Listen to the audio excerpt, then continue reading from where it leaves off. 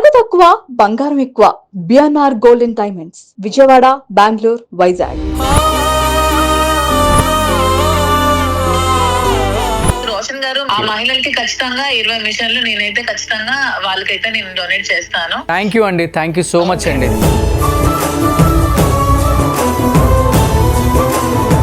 మాధురి గారు thank you, and thank you Srinivas గారు. నేను నిరంతరం చేస్తున్నటువంటి సర్వీస్ లో భాగంగా కాంచీపురం ఒకలా సిల్క్స్ నుంచి ఒక 21 మిషన్లు ఇవ్వాలని నిర్ణయించుకున్నాం, ఇచ్చింది.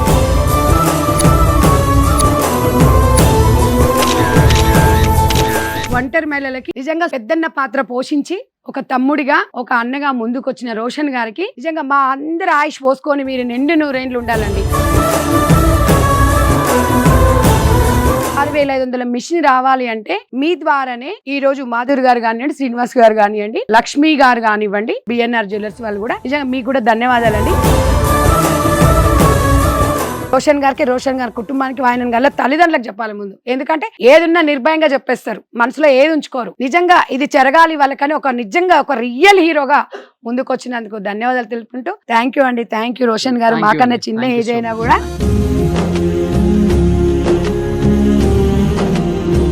జీవిత వేదిక ప్రోగ్రామ్ చూసిన తర్వాత ఫస్ట్ రెస్పాండ్ అయింది మాధురి గారు. ఫస్ట్ ఆఫ్ ఆల్ హ్యాట్సప్ అండి. మీరు ఫస్ట్ ఎపిసోడ్ చూసామా, 20 మిషన్స్ నేను స్పాన్సర్ చేస్తాను, ప్రతి ఒక్క ఒంటరి మహిళకి మాధురి గారు ఇచ్చారు, డెఫినెట్ గా వాళ్ళకి హెల్ప్ అవుతుందని అనిపిస్తే ఇచ్చేయండి అని చెప్పేసి ఆమె లైవ్ లో కూడా చెప్పారు. Thank you, and thank you Srinivas గారు. సో ఆమె వెనకుండి మీరు సపోర్ట్ చేస్తున్నందుకు. తర్వాత ఎపిసోడ్ చూసి లక్ష్మిగా డైమండ్స్ లక్ష్మీ శారద గారు కూడా మిగతా ఎపిసోడ్ కూడా మేము ఇస్తానని చెప్పారు. అండ్ నెక్స్ట్ ఎపిసోడ్ లో కూడా బిఎన్ఆర్ గోల్డెన్ డైమండ్స్ వాళ్ళు కూడా ఇస్తా అన్నారు. అండ్ కొంతమంది స్వచ్ఛందంగా మెసేజ్లు చేసి వాళ్ళు ఇస్తా అన్నారు. గ్రేట్. సో మన ఆధ్వర్యంలో అన్ని ఎపిసోడ్ల నుంచి వచ్చిన అందరు మహిళలు మీకు ఒకసారి కనిపిస్తున్నారండి. వాళ్ళ కళ్ళల్లో ఫస్ట్ వచ్చినప్పుడు చాలా బాధ ఉండేది, అందరూ నవ్వుతున్నారు హ్యాపీగా. చూడండి వాళ్ళ మొహంలో నవ్వు చూడండి. హ్యాపీయా? గట్టిగా ఓ సూపర్. సో ఇంకెందుకు ఆలస్యం, వచ్చేస్తారా అమ్మా?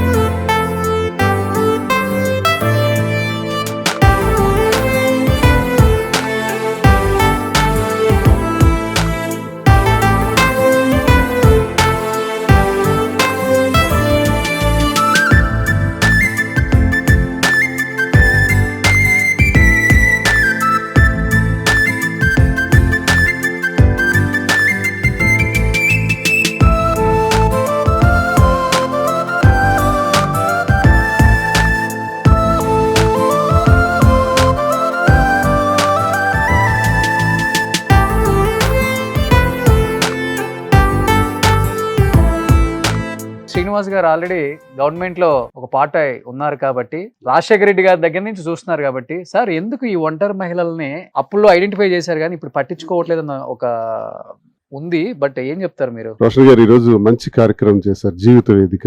ఈ వేదిక ద్వారా మరి సోదరీమణి సంధ్యా గారి ద్వారా కూడా బ్రహ్మాండంగా చేసి మాకు భాగస్వాములు చేశారు. మేము నిరంతరం చేస్తున్నటువంటి సర్వీసెస్ లో భాగంగా కాంచీపురం ఒకలా సిల్క్స్ నుంచి ఒక 21 మిషన్లు ఇవ్వాలని నిర్ణయించుకున్నాం, ఇచ్చాం. ఇది మెయిన్ సబ్జెక్ట్ ఏంటంటే ఈ ఒంటరి మహిళలు అన్నది నేను పాదయాత్ర చేసిన అనుభవం నాకుంది, ప్రతి గడప నేను సందర్శించిన అనుభవం నాకుంది.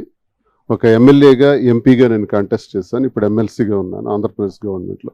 మేము విలేజెస్లో తిరిగేటప్పుడు విలేజ్లో ఒక 1000 మంది ప్రజలు ఉంటే అందులో 500 మంది మహిళలు ఉంటారు, ఒక 520 మంది 10 మంది ఇలా పురుషులు ఉండొచ్చు.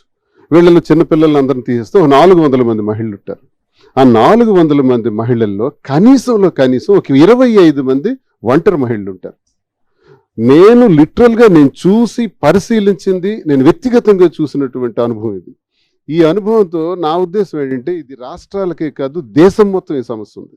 కేంద్ర ప్రభుత్వమే దీని మీద ప్రత్యేక దృష్టి సారించి ఒంటరి మహిళల కోసం ఏదైనా ఒక స్కీమ్స్ని వాళ్ళకి బలాన్ని ఇచ్చే కార్యక్రమాన్ని చేస్తే మంచిదన్నది నా అభిప్రాయం. దీన్ని మొట్టమొదటిసారిగా కనిపెట్టింది కూడా డాక్టర్ వైఎస్ రాజశేఖర రెడ్డి గారు. 2004లో వారు ముఖ్యమంత్రి అయిన తర్వాత 2009 వరకు ఒంటరి మహిళలకి ప్రత్యేకంగా పెన్షన్స్ ఇవ్వటం, ఆదర్శ గ్రామాల ద్వారా ప్రతి ఒంటరి మహిళకి ఓ ఇల్లు ఇవ్వటం బ్రహ్మాండంగా కనిపెట్టారు, చేశారు.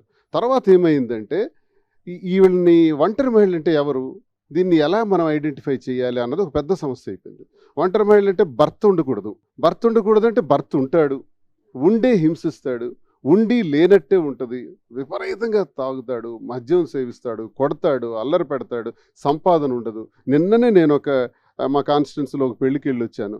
ఆ తల్లి చెప్పకూడదు, అసలు చాలా తక్కువ వయసులో మ్యారేజ్ చేసేసింది.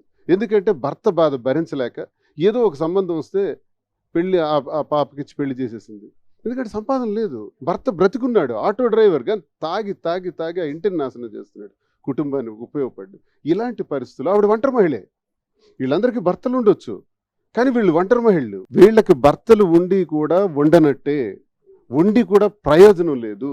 పిల్లల్ని పోషించుకుంటా, కూలి పనులు చేసుకుంటా నానా అష్టకష్టాలు పడుతున్నారు. వీళ్ళని ఐడెంటిఫై చేసి ప్రతి పంచాయతీ గ్రామంలో కూడా ఖచ్చితంగా వీళ్ళకి స్కీమ్స్ అలౌ చేయాలి. వీళ్ళకి ఇల్లు ఇవ్వాలి, ఫస్ట్ ఖచ్చితంగా ముందు ఇల్లు ఇవ్వాలి. ప్రతి నెల మనం వికలాంగుడికి ఎలా పెన్షన్ ఇస్తున్నాం, లేదా వృద్ధులకు ఎలా పెన్షన్ ఇస్తున్నాం, వితంతువులకు ఎలా పెన్షన్ ఇస్తున్నాం, అలాగే వీళ్ళకి ఒంటరి మహిళలకు కూడా పెన్షన్ ఇవ్వాలి. ఇది తర్వాత జగన్మోహన్ రెడ్డి గారు బ్రహ్మాండంగా ఏపీలో చేశారు. జగన్మోహన్ రెడ్డి గారి కాలంలో జరగడానికి కారణం ఏంటంటే వాలంటీర్ సిస్టమ్. ప్రతి 50 ఏళ్లకు వాలంటీర్ ఉండేవాడు. ఆ వాలంటీర్ ఆ 50 ఏళ్లలో ఎవరు ఒంటరి మహిళలు అనేది ఐడెంటిఫై చేసేవాడు. ఆయన సెక్రటరీకి ఇచ్చేవాడు, సెక్రటరీ అప్రూవల్ చేసి గవర్నమెంట్కి పంపించేవాడు. ఖచ్చితంగా వాళ్ళకి స్కీమ్ వచ్చేది, ఇల్లు వచ్చేది, పెన్షన్ వచ్చేది. ఇలాంటి పద్ధతులు అవలంబిస్తే ఖచ్చితంగా ప్రభుత్వం వేల కోట్లు, లక్షల కోట్లు ప్రజా శ్రేయస్సు కోసం ఉపయోగిస్తుంది, ఖర్చు పెడుతుంది ప్రభుత్వం. కేంద్ర ప్రభుత్వాలు కానీ రాష్ట్ర ప్రభుత్వాలు కానీ పెడుతున్న దాంట్లో సరైన పద్ధతుల్లో రీచ్ అయ్యే విధానంలో మనకు లోపాలు ఉన్నాయి, వ్యవస్థలో లోపాలు ఉన్నాయి. ఎందుకు మనం ఇప్పుడు ఒక మహిళ ఉన్నారమ్మా, ఈ మహిళకి భర్త ఉన్నారమ్మా, భర్త ఉండేటప్పుడు ఉండి కూడా ప్రయోజనం లేదు. ఆమెను ఒంటరి మహిళగా మనం గుర్తించాలి. ఎలా గుర్తించాలి? భర్త ఉన్నప్పుడు ఎలా గుర్తించగలం? కానీ భర్త ఆమెకు సక్రమంగా చూడట్లేదని కంప్లైంట్ ఉందా, సబ్ ఇన్స్పెక్టర్ రిపోర్ట్ తీసుకోండి, ఆ ఊర్లో పెద్ద మనుషుల రిపోర్ట్ తీసుకోండి, సెక్రటరీ రిపోర్ట్ తీసుకోండి. ఆమెకు ఏ ప్రయోజనం లేదండి, ఇల్లు లేదండి, పిల్లలతో చాలా కష్టాలు పడుతుంది, ఆమెకు ఒక స్కీమ్ ఇవ్వండి, ఇల్లు ఇవ్వండి అని చెప్పేటట్టు ఒంటరి మహిళగా గుర్తిస్తే ఆమెకు స్కీమ్స్ ఆటోమేటిక్గా వస్తాయి. రాష్ట్ర ప్రభుత్వాలు ఖచ్చితంగా ఒంటరి మహిళలకి ఒక ప్రత్యేకమైనటువంటి బాధ్యత వహించాలి. ఈ స్కీమ్ని ప్రత్యేక బాధ్యతతో ప్రతి ఒక్క ఒంటరి మహిళకు కూడా అందేటట్టు చేయాలి. దీన్ని కమిటీల ద్వారా కానీ, గ్రామ పెద్దల ద్వారా కానీ, ఆ సర్పంచ్ వార్డు మెంబర్ల ద్వారా కానీ, ఎంపీటీసీల ద్వారా కానీ, ఎంపీపీలు జెడ్పీటీసీల ద్వారా కానీ, అవసరమైతే కలెక్టర్, అడ్మినిస్ట్రేషన్, ఎంపీడీఓ ఉంటారు, ఎంఆర్ఓ ఉంటారు, వీళ్ళందరి ద్వారా కానీ ఐడెంటిఫై చేసి, గ్రామంలోకి వెళ్ళి ఐడెంటిఫై చేసి వీళ్ళు ఒంటరి మహిళ అని గవర్నమెంట్కి ఆధార్ కార్డుతో ఆ నెంబర్తో మనం రికగ్నిషన్ ఇస్తే, గుర్తిస్తే తప్పకుండా ఆ స్కీమ్ వస్తుంది. ప్రభుత్వాలు పెడుతున్నటువంటి ఖర్చులు ఒంటరి మహిళకి వెళ్ళట్లేదు, ఆ ఫైనాన్స్ ఆర్థిక పరమైనటువంటి సహకారం. కాబట్టి ఒంటరి మహిళల తరఫున నేను బాధపడిన రోజులు చాలా ఉన్నాయి. రాజశేఖర రెడ్డి గారు చేసిన పనికి చాలా సంతృప్తి చెందిన సందర్భాలు ఉన్నాయి. జగనన్న ప్రభుత్వంలో కూడా ఇవి ఖచ్చితంగా గట్టిగా చేయగలిగినాం. ఇప్పుడు మళ్ళీ కొంచెం సరిగ్గా జరగట్లేదని నేను వింటున్నాను. వాలంటరీ వ్యవస్థ తీసేసినారు కాబట్టి మళ్ళీ ప్రాబ్లమ్స్ వచ్చినాయి. కాబట్టి ఏ రాష్ట్రమైనా సరే ఇది అవలంబించాలి. కేంద్ర ప్రభుత్వం ప్రత్యేక దృష్టి ఒంటరి మహిళల మీద పెడితే బాగుంటుందండి. ఎంజీఎన్ఆర్ఈజీఎస్ ద్వారా కొన్ని పనులకి వెళ్ళగలుగుతున్నారు. కేంద్ర ప్రభుత్వం నుంచి జరుగుతున్నటువంటి సహకారం ఆ మాత్రం ఉంది. ఉపాధి హామీ పనులకి వెళ్తున్నారు, పని చేసుకుని వస్తున్నారు. కానీ అది చాలదు, అది కూలి పనిగానే మిగిలిపోతుంది. వాళ్ళకి ఇల్లు లేదు, పిల్లలకు చదివించుకోవడానికి అవకాశం లేదు. ఇవన్నీ బాధ్యతలన్నీ ప్రభుత్వం చేపట్టాలని నేను కోరుకుంటున్నాను. ఇంకొకటి ఏంటంటే ఆంధ్రప్రదేశ్ నుంచి కూడా ఆల్మోస్ట్ ఒక 500-600 మంది మెసేజ్లు, కాల్స్ ఒంటరి మహిళలు. మేము అక్కడ ప్రోగ్రామ్ పెట్టాలి అంటే డెఫినెట్ గా చెట్ల కింద పెట్టాలి, అప్పుడే తెలుస్తుంది వాళ్ళ బాధ. ఆంధ్రప్రదేశ్ లో ఇబ్బంది చాలా ఎక్కువ ఉందండి. అక్క చెల్లెమ్మలందరికి కూడా నేను కోరుకునేది ఇదే, ధైర్యంగా ఉండాలని, అందరూ బాగుండాలని, తప్పకుండా ప్రతి మనిషికి ఒక మంచి రోజు ఉంటుందని, సక్సెస్ అవుతామని. పిల్లల్ని బాగా చదివించండి, ఉన్నత స్థాయికి తీసుకువెళ్ళండి. సమాజంలో వాళ్ళని సంస్కారవంతులుగా తీర్చిదిద్దే బాధ్యత తల్లులదే అమ్మ, అది తండ్రులది కాదు. ఒక బిడ్డ సంస్కారవంతంగా తీర్చిదిద్దబడ్డాడంటే 100% కారణం తల్లి.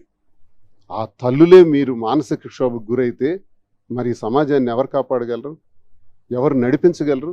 ఆ బాధ్యత మీదే అని ఒక అన్నగా, నేను ఒక తమ్ముడిగా కోరుకుంటున్నాను. మాధురి గారు.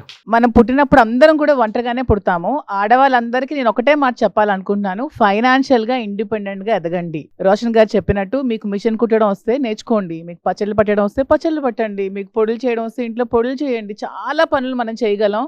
మగవాళ్ళే మనం పెంచక్కర్లేదు, మనం కూడా పెంచగలం మన పిల్లల్ని. మనం ఇండిపెండెంట్గా ఎదుగుతూ మన పిల్లల్ని పెంచుకుంటూ ముందుకెళ్దాం, మనకు నచ్చిన పని చేసుకుందాం. సో ఎవరి మీద డిపెండ్ అవ్వకండి, ఎవరో వస్తారని ఏదో చేస్తారని అసలు ఎదురు చూడొద్దు, శ్రీనివాస్ గారు చెప్పినట్టు. అండ్ మెయిన్ గవర్నమెంట్ ఎవరైనా మీకు ఓట్లు ఆడడానికి వచ్చినప్పుడు ముందు ఎదిరించండి. ఇందాక రోషన్ గారు ఇంటర్వ్యూ నేను చూశాను, ఫైట్ చేయండి మీ రైట్స్ కోసం. ఫైట్ చేస్తూ మీరు కష్టపడి మీ పిల్లల్ని పెంచుకోండి, ఎప్పుడు నిరాశ గురవ్వద్దు. అండ్ మెయిన్గా ఇంకొంత విషయం ఏం చెప్తున్నానంటే, చాలామంది టెంపుల్స్ కానీ వాటికని చాలా డొనేషన్స్ అవి చేస్తారు. మానవ సేవే మాధవ సేవ. మనం మనుషులకు సేవ చేస్తే డైరెక్ట్గా భగవంతుడు సేవ చేస్తున్నట్టే. అలాంటి కోట్లు అక్కడ ఇచ్చే బదులు ఇలాంటి పేదవాళ్ళకి చాలా మందికి మనం హెల్ప్ చేస్తే మన చిన్న సహాయం వాళ్ళకి చాలా పెద్ద హెల్ప్ అవుతుంది. ఇది చిన్న మిషన్, ఒక ఆఫ్టర్ ఆల్ మనకు 7,000 అవ్వచ్చు, కానీ వాళ్ళ ఇంటికి అది పోషించే స్థాయి వాళ్ళకి మహిళకి తీసుకొస్తుందంటే మనం ఇంకా ఏ స్థాయిలో ఉన్నామో అందరూ అర్థం చేసుకొని లేడీస్ అందరికీ సపోర్ట్ చేయాలని నేనైతే కోరుకుంటున్నాను. థ్యాంక్ యూ అండి, thank you so much. And thank you. And Jeevitha Vedika programme చూస్తున్న అందరు వ్యూయర్స్కి, ఎస్పెషల్లీ ఎవరిని కించపరచాలనే ఉద్దేశం మాకైతే లేదు. ఏ గవర్నమెంట్ అయినా కానీ, ఎవరు అధికారంలోకి వచ్చినా కానీ మీ వంతుగా మీరు చేస్తున్నారు, కాదని చెప్పట్లేదు. కానీ ఎవరిని తగ్గించే ప్రయత్నం అయితే మా షోలో లేదు. ఒకే ఒక రిక్వెస్ట్, ఒంటరి మహిళలను ఐడెంటిఫై చేయండి. ఆయన చెప్పినట్లుగా రాజశేఖర రెడ్డి గారు ఒకప్పుడు ఐడెంటిఫై చేసి వాళ్ళకి ప్రతి పథకం ఇళ్ళలాగా చేశారు. ఇక్కడ ఉన్న ఒంటరి మహిళలకు ఎవరికి ఇల్లు లేవన్నా దయచేసి ఎమ్మెల్యేలను రిక్వెస్ట్ చేస్తున్నా, ముఖ్యమంత్రులను రిక్వెస్ట్ చేస్తున్నా, 2 రాష్ట్రాల ముఖ్యమంత్రులను కూడా మీకు ట్యాగ్ కూడా చేస్తాం. ఒక్కళ్ళకు కూడా ఇందిరమ్మ ఇల్లు రాలేదు. దయచేసి అర్థం చేసుకోండి వాళ్ళ బాధ. ఆంధ్రప్రదేశ్లో కూడా ఎంతోమంది ఇల్లులు రాని వాళ్ళు, స్థలాలు రాని వాళ్ళు కూడా ఉన్నారు, పెన్షన్స్ రాని వాళ్ళు కూడా ఉన్నారు. దయచేసి ఎమ్మెల్యేలకి మీరు ఒక అల్టిమేట్ జాబ్ చేసి డెఫినెట్గా ఒంటరి మహిళలను ఐడెంటిఫై చేయండి. ఎందుకంటే ఎన్నో సర్వేలు చేస్తున్నారు. ఈ సర్వే మీకు నథింగ్ 1 monthలో ఫినిష్ అవుతుంది మీరు అనుకుంటే. వీళ్ళందరికీ సపోర్ట్ చేస్తారని మనస్ఫూర్తిగా కోరుకుంటున్నాను. Thank you so much. అందరికీ నమస్తే అండి. నిజంగా మదర్ ఫౌండేషన్లో చాలా మందికి ఒంటరి మహిళలకి నిజంగా సుమన్ టీవీకి నిజంగా మేము మనస్ఫూర్తిగా ఒంటరి మహిళల తరపున ధన్యవాదాలు తెలుపుతున్నాం. మెయిన్గా పెద్దన్న పాత్ర పోషించి ఒక తమ్ముడిగా, ఒక అన్నగా ముందుకొచ్చిన రోషన్ గారికి నిజంగా మా అందరి ఆయుష్ పోసుకొని మీరు నిండు 100 ఏళ్ళు ఉండాలండి. ఎందుకంటే ఈ 6,500 మిషన్ రావాలి అంటే మీ ద్వారానే ఈరోజు మాధురి గారు కానివ్వండి, శ్రీనివాస్ గారు కానివ్వండి, లక్ష్మి గారు కానివ్వండి, బిఎన్ఆర్ జ్యువెలర్స్ వాళ్ళు కూడా నిజంగా మీకు కూడా ధన్యవాదాలండి. మెయిన్గా రోషన్ గారికి ఈరోజు ఎలాగైతే మీరు ఒంటరి మహిళల తరపున ఉండి ఒక చెల్లెళ్ళకి, ఒక అక్కలకి మీరు అండగా ఉన్నారో, తప్పకుండా వీళ్ళందరికీ ఇందిరమ్మ ఇల్లు వచ్చే విధంగా మీరు ప్రయత్నం మీరు అనుకుంటే డెఫినెట్గా జరుగుతుంది. మదర్ ఫౌండేషన్ ఇదే కోరుకుంటుంది. ఇందాక సీనియర్నే చెప్పారు, ఒంటరి మహిళలను గుర్తించి ఇల్లు ఎట్లా ఇవ్వాలంటున్నారో తప్పకుండా గవర్నమెంట్ ఆలోచించండి. మేము ఎవరిని నిందించట్లేదు, మాకు తోసిన సహాయం మేము ఇలా ట్రైనింగ్ ఇస్తున్నాము. ఇవాళ మేము సైతం అని సుమన్ టీవీ వారు ముందుకు వచ్చి ఇక్కడ వాళ్ళ కష్టాలు వాళ్ళు నిజంగా కూడా ఎవరండి ఇవాళ రేపట్ల మా పక్కింటోళ్ళు ఎవరేమైపోతే ఏంటి అనే రోజులలో సుమన్ టీవీ హక్కున చేర్చుకొని వీళ్ళ కుట్టు మిషన్లు ఇస్తుందంటే అది మామూలు విషయం కాదండి. నిజంగా మనం సుమన్ టీవీకి అసలు ఎంత రుణపడినా తప్పు లేదండి. ఎందుకంటే ఇంత మంచి అవకాశాన్ని మాకు ఇచ్చినందుకు మీరు ఇంకా ముందుకెళ్ళాలి, సుమన్ టీవీ నిండు 100 ఇట్లాగే ముందుకెళ్ళాలని చెప్పేసి రోషన్ గారి కుటుంబానికి, ఆయన గల తల్లిదండ్రులకు చెప్పాలి ముందు. ఎందుకంటే ఏదున్నా నిర్భయంగా చెప్పేస్తారు, మనసులో ఏది ఉంచుకోరు.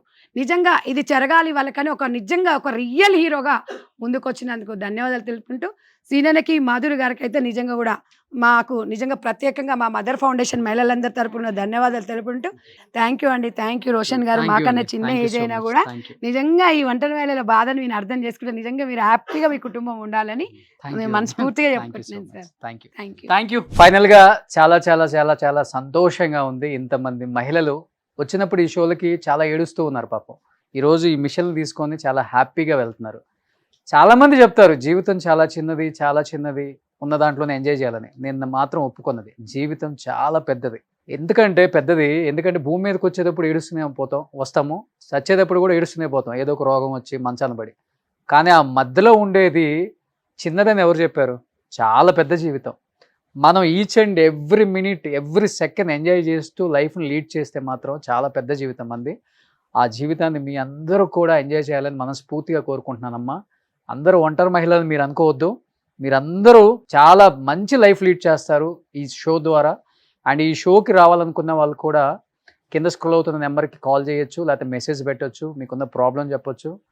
డెఫినెట్గా మంచి జీవితాన్ని, ఎంతోమంది పెద్ద పెద్ద వాళ్ళు ఉన్నారు, వాళ్ళ త్రూ మేము హెల్ప్ చేస్తున్నాం కాబట్టి మీ జీవితం బాగుంటుందని నేను కోరుకుంటున్నాను. Especially BNR gold and diamonds Rohit Reddy గారు కావచ్చు అండ్ నాగిరెడ్డి గారు కావచ్చు, వీళ్ళ సపోర్ట్ మర్చిపోలేదన్నమాట.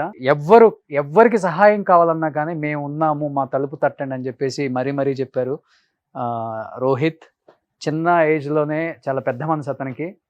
వాళ్ళ నాన్నగారు నాగిరెడ్డి గారు నేర్పించిన విలువలు ఈరోజు ఎంతో మందికి జీవన ఉపాధిగా మారింది. సో ఈ షో చూస్తున్న వాళ్ళకి, ఈ షోని సపోర్ట్ చేస్తున్న వాళ్ళకి, ఇంతమంది ఒంటరి మహిళలకి మేము ఉన్నామని భరోసా ఇచ్చే వాళ్ళందరికీ కూడా మరొకసారి చేతులు జోడించి నమస్కారం చేసుకుంటూ, జీవిత వేదిక షో ద్వారా, సుమన్ టీవీ ద్వారా మీ రోషన్ ఎప్పుడు రుణపడి ఉంటాడని మనస్ఫూర్తిగా కోరుకుంటున్నాను.